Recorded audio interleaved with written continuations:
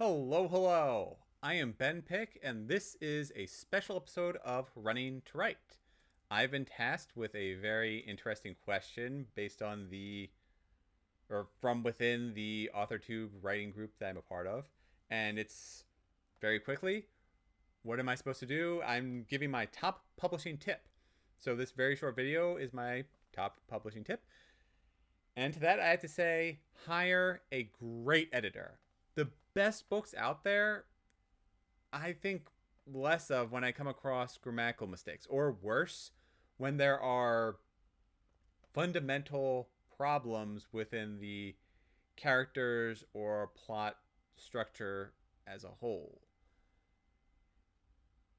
I have a couple of books that I've recently read where I've earmarked where there are mistakes, either in a character's name or in simple grammatical issues, and it makes the book feel less done when I come across those. And I know it's a terrible thing to say because I'm an indie author and I know there are mistakes like that in my own works, and it is devastating to come across them.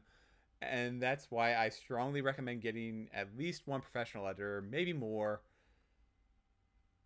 when going through and publishing our work, because I when I came across the mistakes in other people's works, I was enjoying the books I was reading, and then I just come across this. I'm like, oh, well, that's a shame, or oh, that doesn't make sense for the characters to behave that way, and it makes me think less of the book overall. So if we want to lead with our best version of the books as possible, editors work wonders, and not only in finding mistakes. I actually have one editor that I've gone back to, Morgan Lee. She is wonderful for, I think she does line editing. And she has come back and said, hey, Ben, people don't really talk this way. Here's a better sentence you should use for what they're trying to say. And so not only is she fixing the language and the print, and she's making sure there aren't mistakes in there, but she's also improving what I have written.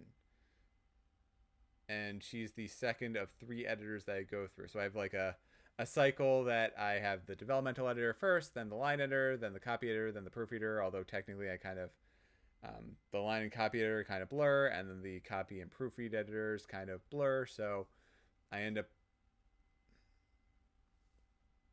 knowingly only hiring three instead of the four that I would like to because of monetary restrictions. And yes, this will cost quite a bit for indie authors, but it makes all the difference. So with that, that is my publishing tip, and I wish you all a wonderful day. Oh, I need to tag somebody. So since I'm recording this the day before, it's June 2nd.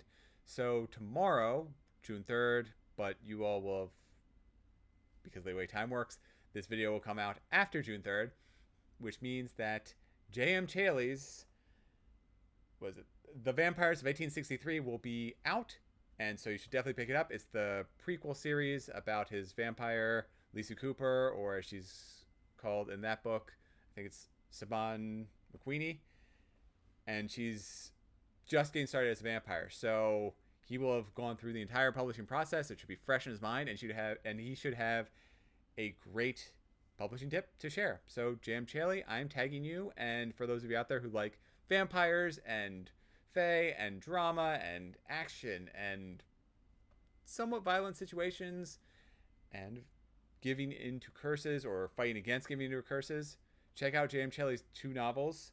Well, he actually has three now, but he has The Unlife of Lisa Cooper.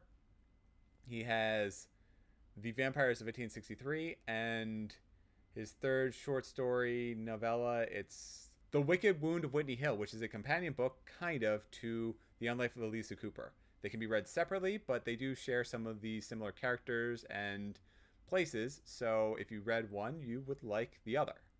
And with that, take care with this special episode of Running to Write.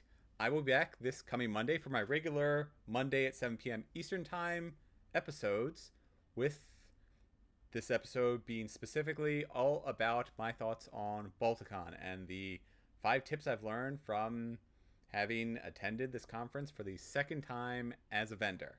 First time being a year ago. Well, I'm going to go through what I've learned. And follow me up the following week, I'll be going back to running a series of sprints. So you can catch me this coming Monday to learn about my 5 tips from being a vendor at a conference. And then the following Monday, I will be hosting a live stream sprint session at 6 p.m. Eastern time. So an hour earlier, that way I can get in more sprints. And they're designed to be writing sprints, but you can also do productivity sprints where you can do whatever you want during that time to be productive. You can write, you can read, you can play video games, make dinner, do whatever. Have fun. I will see you next time, and thank you for watching.